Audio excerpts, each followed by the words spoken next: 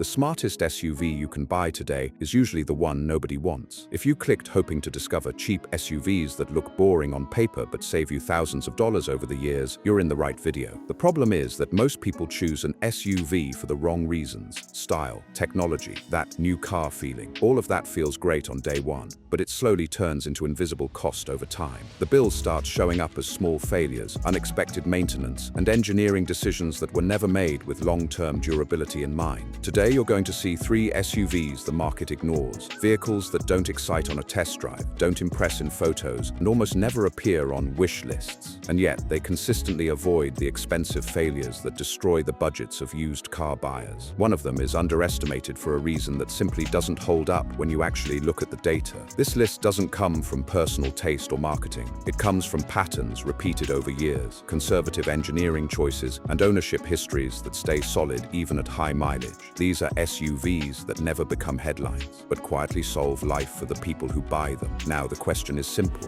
Why do cars like this stay cheap, even though they're so hard to kill? SUV 1, Toyota RAV4. Before dismissing this SUV as too obvious, it's important to understand why it works so well from a technical standpoint. The RAV4 isn't reliable by accident. It follows a conservative design philosophy with mechanical choices that reduce variables and avoid unnecessary stress on the vehicle's main systems. In the generations most commonly found on the used market, especially from the late 2000s to the early part of the following decade, the mechanical setup is simple and well understood. Naturally aspirated 4-cylinder engine, no forced induction, operating with stable temperatures and compression ratios. This dramatically reduces issues related to excessive heat, critical lubrication demands, and premature internal component wear. The automatic transmission in these versions follows the same logic. No experimental solutions or overly complex gearboxes. The focus is durability, not lightning-fast response or maximum efficiency on paper. In real-world use, that translates into fewer harsh shifts, fewer electronic failures, and greater tolerance for imperfect maintenance over the years. Another relevant technical point is fluid management. Simpler cooling systems without complicated pathways or overly fragile components tend to age better. This reduces the incidence of chronic leaks, intermittent overheating, and sensor failures that depend on very specific thermal conditions to operate correctly. In independent repair shops, the pattern repeats. These vehicles come in mostly for preventive maintenance and natural wear items. Suspension, brakes, belts, hoses. Serious engine or transmission failures do happen, but they don't appear as a dominant trend. That's a clear sign of a design with safety margins. It's also worth noting part standardization. Because this model sold in large numbers, components are widely available and technical knowledge is abundant. That lowers repair costs, reduces downtime, and decreases the chance of incorrect diagnoses. In used cars, this factor matters far more than most people realize. From a financial perspective, the result is predictability. Owners can estimate yearly expenses with a smaller margin of error. It's not a vehicle that surprises positively, but it also doesn't punish those who choose the right versions and keep up with basic maintenance. That balance is rare in the SUV segment. It's important to be honest. There are differences between years, configurations, and drivetrain types. Some versions require closer attention to specific components, and ignoring that can completely change the ownership experience. Everything depends on the year, engine, and mechanical setup chosen. Even with those caveats, as a technical starting point, the RAV4 perfectly anchors this list. It doesn't impress with numbers or driving feel, but it delivers exactly what it promises long-term: consistent operation, controlled costs, and low structural risk. And from here on, the list leaves obvious territory, because the next SUV doesn't carry the same automatic reputation, even though it follows mechanical principles that make a lot of sense. And that disconnect is exactly what creates the opportunity.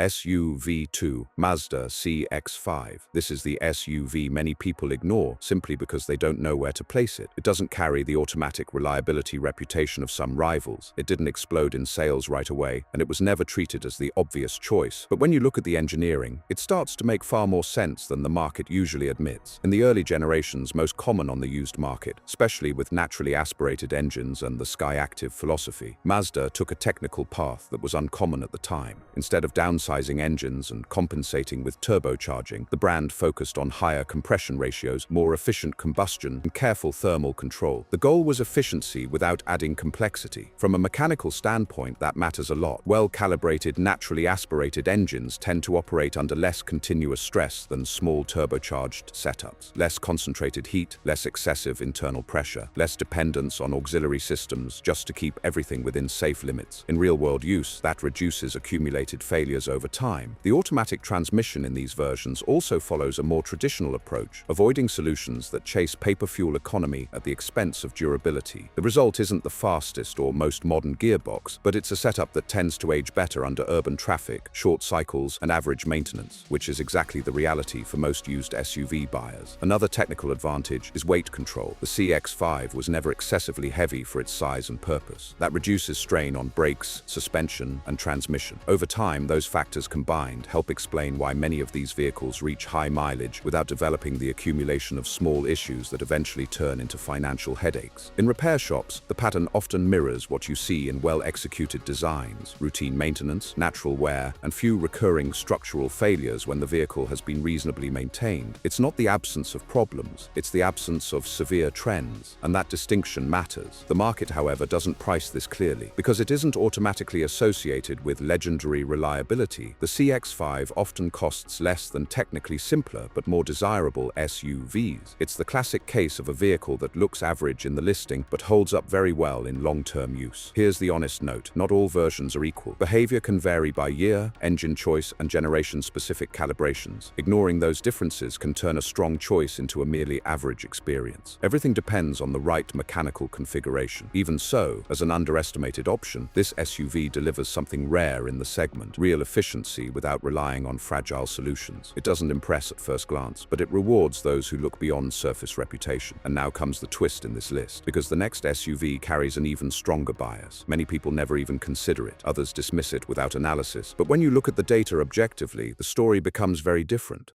SUV3 Ford Edge. This is the SUV many people automatically dismiss. For some, it's too big. For others, it's too American. And there are those who associate the Ford name with problems without ever looking at the specific technical setup. But when you separate generic reputation from real engineering, the Edge falls into a completely different category. In the more interesting generations on the used market, especially in the early part of the last decade, the Edge with a naturally aspirated V6 follows a logic that barely exists anymore: larger displacement, lower operating RPM, and torque delivery without forcing the engine to work constantly. From a mechanical standpoint, that reduces thermal stress and continuous load on internal components. Naturally aspirated V6 engines, when properly sized, tend to be less strained in daily driving than smaller engines pushed to their limits. Less specific pressure, less concentrated heat, and less reliance on auxiliary systems just to maintain acceptable performance. In real-world use, that translates into more predictable longevity. The automatic transmission paired with this setup also follows a traditional approach.